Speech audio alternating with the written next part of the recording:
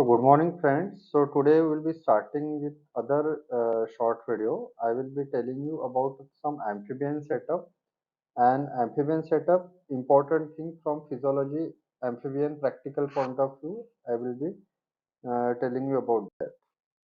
So if you say this for amphibian experiment, you will be needing nerve muscle preparation.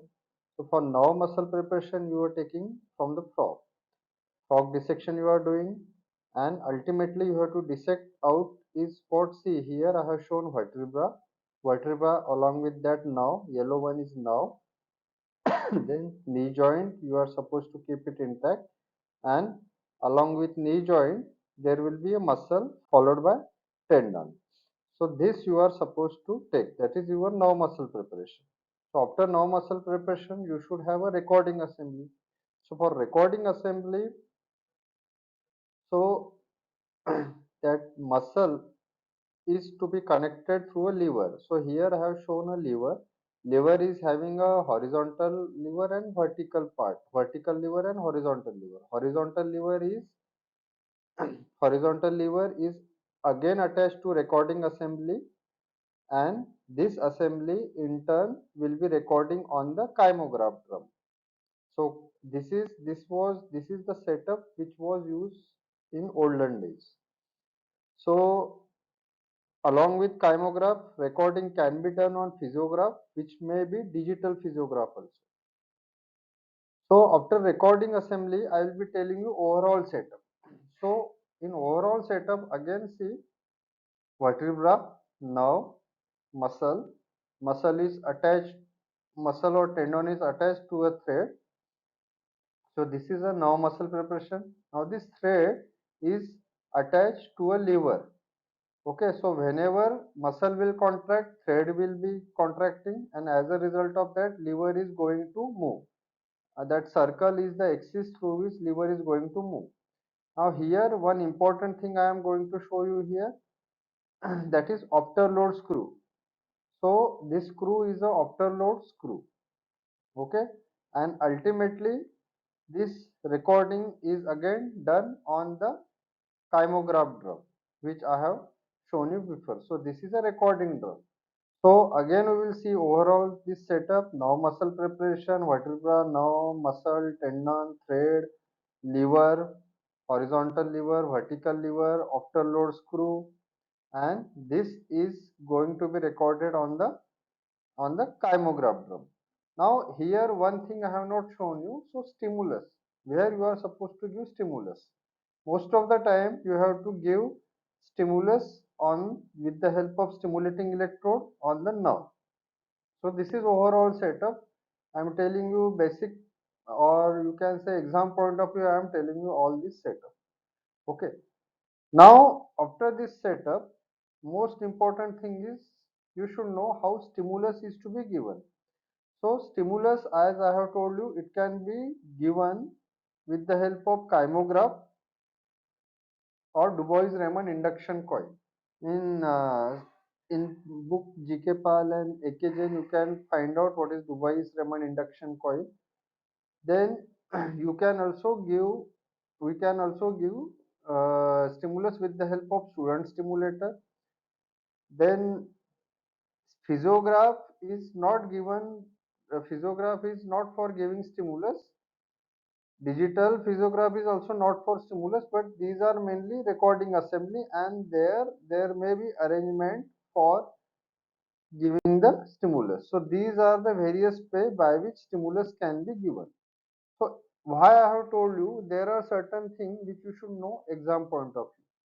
So all graph are to be recorded in afterload position. So I have told you previous slide, I have shown you afterload screw. So afterload screw must be intact except when the graph is preload, screw is removed.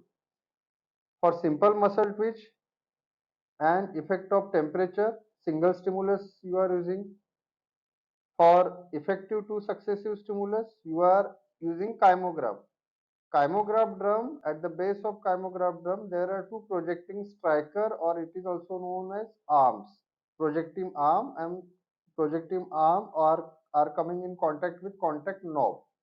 So with the help of that, you can give two successive stimulus. So this was some of the graph. So whenever it is a graph of fatigue, see, you are giving their fatigue only one stimulus per rotation, and you have to give many such stimulus when we want to demonstrate fatigue. And if our motto is to demonstrate tetanus, tracheostomy, you have to give many stimulus, but that all stimulus should be coming in the fixed interval, or you can say SMT duration. So in many old books, whatever graphs, everything recording is shown. It is shown in taking into consideration recording on kymograph. So it can be recorded with the help of student stimulator also, as I have told you previously. Now after this now muscle preparation, I have told you ki in specific graph where how many stimulus is to be given, and I have told you basic things by which recording can be done. So now coming to heart preparation. Again, here again our focus is only on setup only. So here there is one lever known as Starling heart lever. So with the arrow, what you are taking limb, in the arrow with the limb, it is showing for recording. Now see here, there is a spring is there. So this arrangement is there in the Starling heart lever. Now what is done in frog heart preparation? So frog is there. So base of the frog heart is in contact, means you are not supposed to move it, remove it. Now through the apex, so this was base, through the apex, you are passing a needle. You are passing a curved needle, and that needle other portion is attached to a thread. Now imagine whenever say this is say heart. So whenever it will contract, this thread will be contracted.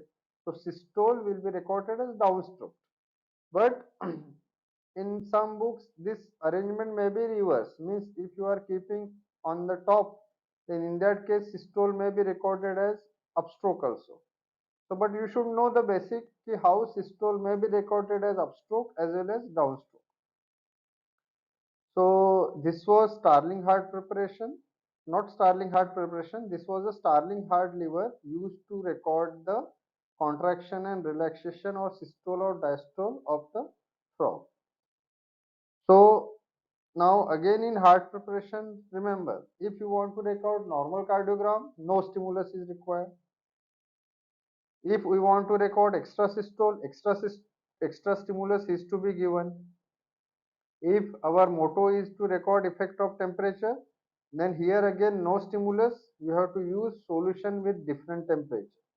And for vagal stimulation, you are supposed to stimulate vagus, which we have not shown in previous slide. So this was our heart preparation. So after heart preparation, I will come to the concept of make and break. So what is this make and break? So see here, first I will be telling you, see here, there is straight line, here is, there is no current flow. Now when I will just switch on setup at in the initiate, that current will start, and initially no current, this current will increase from 0 to max. Okay, so this is known as make, means at the start of make current will increase from 0 and it will go to max. Then as current is flowing on continuously, constant current flow will remain. And then when again I am stopping by any reason, like in your book there is short circuiting key is mentioned. So when I am just stopping the current, so current will decrease from maximum to 0. It will falls to 0 from maximum. So this is known as break. So current increases, then constant current, and current then again falls. So what I want to show you here, that again there is no current. Now current is induced. Here current will be induced when only during change. So change is occurring in make or change is occurring during break. So only in this point current will be induced. Okay, so current induction is occurring only in make or only in brake. So if you see here, in brake and make, current is only induced.